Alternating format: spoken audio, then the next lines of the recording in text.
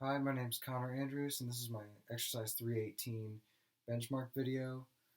Uh, this is my girlfriend Bree. She's going to be my subject for today. She displayed signs of knee valgus in an overhead squat test. So we're going to show you that right now. So babe, I'm going to have you put your hands above your head like we did earlier, and then your feet are shoulder width apart, and you're going to try to keep your hands as high as you can.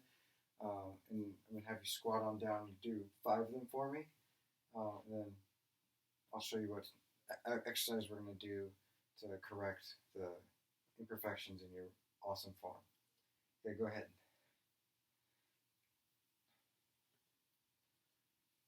Okay, you can see right in there, her knees trying to migrate inward a little bit. You can't see her feet, but they're also trying to pronate a little bit. But more knee valgus than ankle pronation. Some of the muscles that you can see that are overactive and underactive in this movement are her, if you come a little closer, her adductors on the insides of her legs are a little bit overactive, and they tend to squeeze and pull those knees closer, adducting them in this movement. It's a lot of just instability from being out of practice. She also has had her left knee ACL repaired a couple of years ago. Is that right? So that also can be a contributing factor to being out of practice and not being able to have perfect form here in her knees. One of the muscles that are underactive are on her sides here, glute medius here, which would pull her knees outward if they're overactive, but since they're underactive, those knees are able to glide inwards, showing that valgus.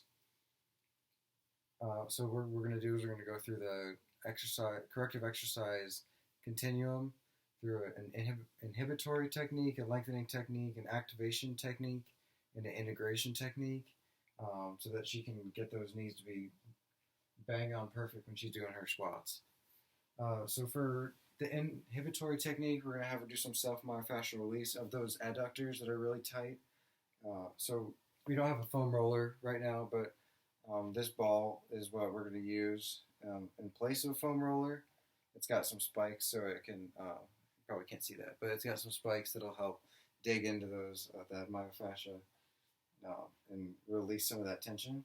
So you can do this on the ground, you can do it on the floor. Right here, since it's available, you'll have her knee up, and you're going to start kind of as close as you can to the pubic symphysis without being uncomfortable. And you're going to put the ball back and forth on those adductors and really get in there and grind it and release some of that tension that has been built up through all the different daily movements that she does and has been doing that's been causing that tightness. So then we'll move on to the lengthening technique that I'm going to have her do, which is very typical adductor stretch that a lot of people know, which is the butterfly stretch. You're going to keep your feet nice and close together, and then you're going to crouch down and bow out your knees like this, and put your elbows inside your knees and kind of push outwards, really stretching those adductors. So you're going to demonstrate that for me now. So go on, crouch on down, and push out on those knees, but nothing too serious. We're going to have you hold that for about 30 seconds as I explain the activation technique we're going to have her do, which is going to be some activating that gluteus medius with a lateral leg lift. So she's going to grab something out here. She's going to kick out her legs completely sideways, activating those gluteus medius, very isolated, without any other joints moving, so she can feel what that gluteus medius contracting feels like, and to get that thing stronger if it's weak in this situation. So good stretch. I'm going to have you do that now.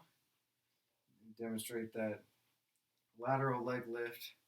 Just lift it as high as you can with the space that you have there. I can even hold your hand if you need. If you can get some more space, you step over there.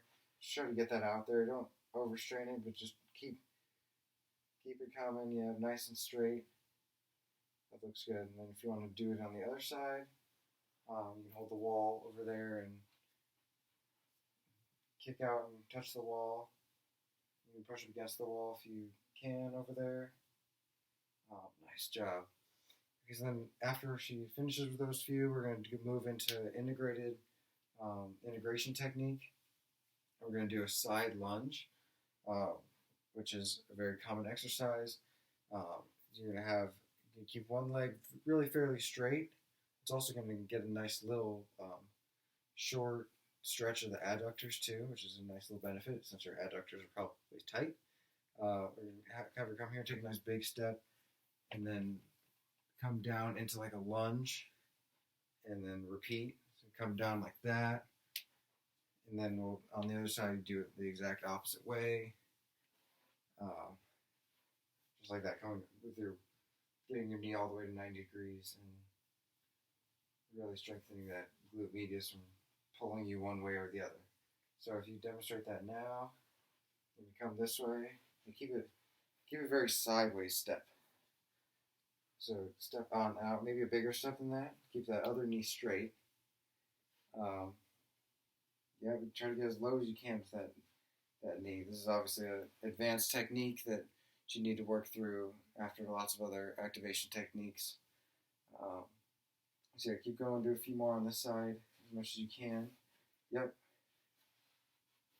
Nice, and then you can switch to the other side when you feel ready. So you're kind of using this leg to fall and catch yourself with this leg, okay, instead of sliding like you were a second ago. So not like that. Like you're falling over off this leg. Like you're balancing on this leg and then falling onto that one. Yeah. Okay, good. So yeah, that's the whole exercise, corrective exercise continuum. Going for the overhead squat and the knee valgus that she displays. Hopefully when she keeps working on this, she can get rid of those little tendencies. Awesome, thanks.